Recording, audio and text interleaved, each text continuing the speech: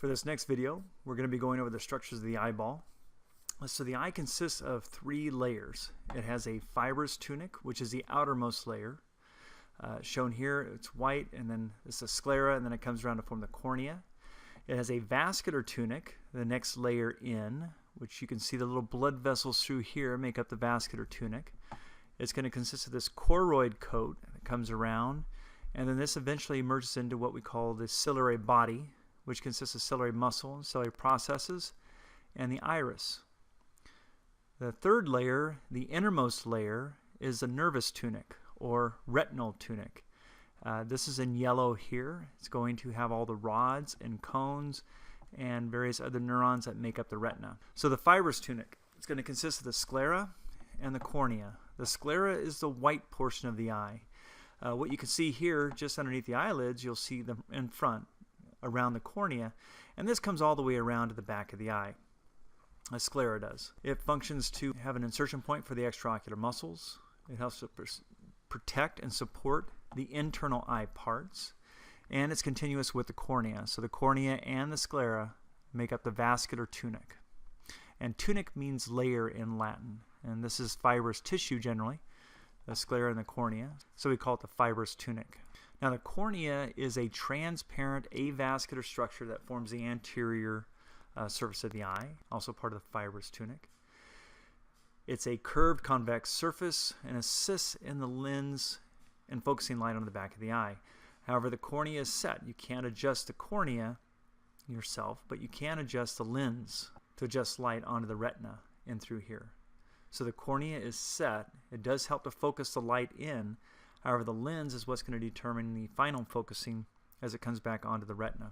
Now there's a condition in which you have the conjunctiva, which is a membrane-like structure that covers over the sclera but stops where the cornea starts. And if it gets growing to where it grows over the cornea, then we call that condition a pterygium. It's a benign thickening of the conjunctiva, and it grows over the cornea. Eventually, if this grows too much, it can cause visual disruption, interfering with the normal smooth surface of the cornea, primarily caused by excess sun exposure. One reason to wear sunglasses is that it helps prevent the pterygium. They can use chemical means to help decrease the growth of this conjunctiva over the eye, or if it gets too bad, then they can go through and use surgery. The middle layer of the eye is called your vascular tunic, and it consists of three parts. We have the iris, which is the color portion of the eye, and that's shown here in blue. We have the ciliary body, which is this area here, and that's going to have the ciliary muscle and ciliary processes. And then we have all of this, also shown in blue, which is the choroid, and that wraps all the way around back here to the ciliary body. All three parts make up the vascular tunic. Now the iris is the color portion of the eye. It regulates the amount of light entering into the eyeball by contraction and relaxation of the smooth muscles that surround this pupil. The pupil is a hole at the center of the iris. People who are albinos, if you look at their irises, they're red. That red color is due to a lack of pigmentation. So what you're seeing is the blood vessels that make up the iris. Now if we didn't have pigment on our eyes would look red just like this. And you see a lot of albinos when they go out, they tend to wear sunglasses. The sunglasses are to keep light from coming in that would overstimulate the rods and cones in the back of the eye. Because not only do you have pigmentation on the iris, but you also have pigmentation behind your retina. And so if you're not making melanin, then your retina is also not going to have the melanin behind it, which means it's not going to absorb as much light, so you'll have more light scattering. And that can cause overstimulation of the rods and cones. So people who have albinism tend to wear sunglasses in order to prevent the pain that comes from having too much light in their eyes. Now the vascular tunic, which is the middle layer, consists of three parts. So shown in blue here is all vascular tunic. It has a choroid layer, and then as that choroid comes up here to the front, it consists of the ciliary body and then the iris, all part of the vascular tunic. It lines most of the internal sclera. So the purple here is the sclera. It's highly vascular with dark pigment produced by melanocytes within this. Lots of blood vessels to provide oxygen and nourishment to the retina.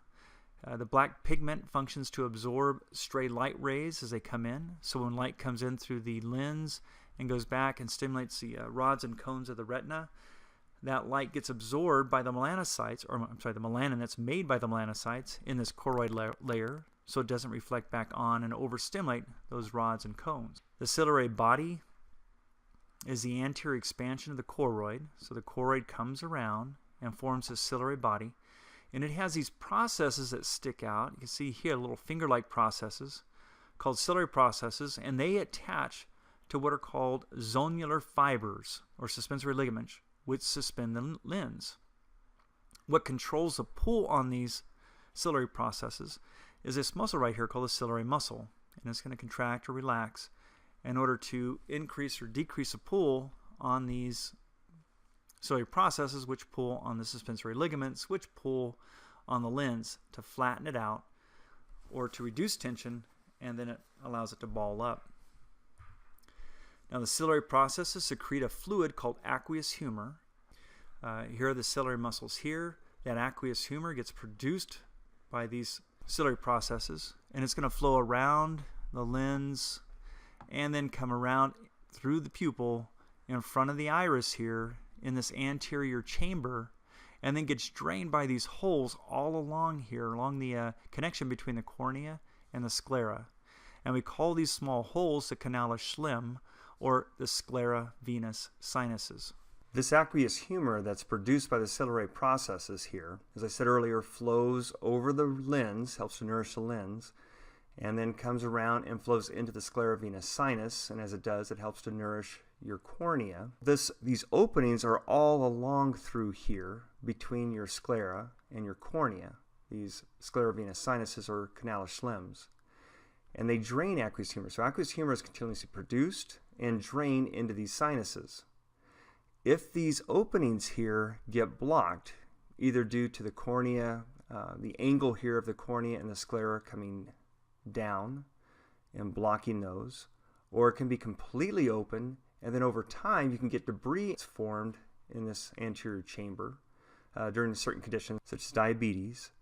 Then these can get blocked, and if they get blocked for whatever reason, then that aqueous humor builds up in pressure, and as it builds up in pressure, it can push on the posterior chamber here, or the vitreous chamber, which will then push on the blood vessels and nerves here in the back of the eye and the retina. And that increased pressure can decrease blood flow. It can damage the optic nerve that's leaving the eye. That condition is called glaucoma. It's a condition where there's either an overproduction or an inadequate drainage, and most of the time it's an inadequate drainage of aqueous humor, which can lead to an accumulation of fluid and excessive pressure, which results in an increase in intraocular pressure and causing glaucoma.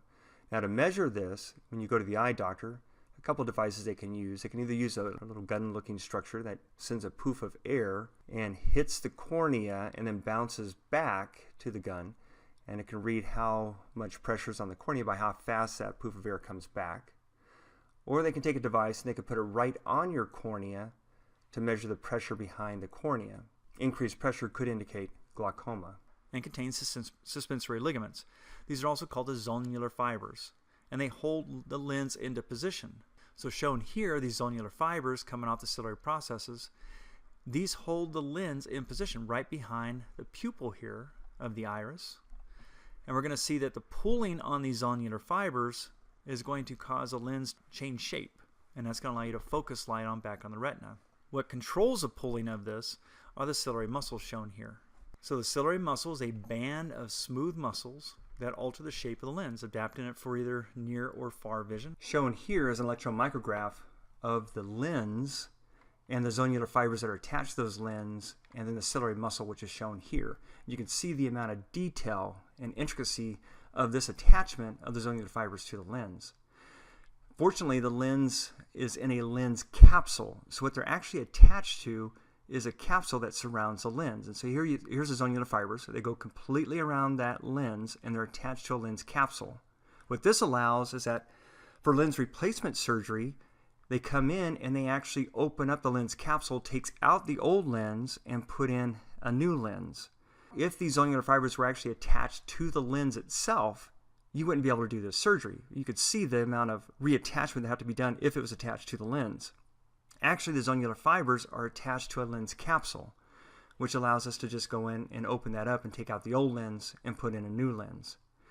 It reminds me of a trampoline when you look at this arrangement. Here you have your ciliary muscle that goes around, completely around the lens, and then the springs of the trampoline would be coming across and attached to the part where you bounce on, which is actually the lens or the lens capsule. Important to note that it goes completely around in order to adjust the shape of the lens when you're looking at far away objects and close objects.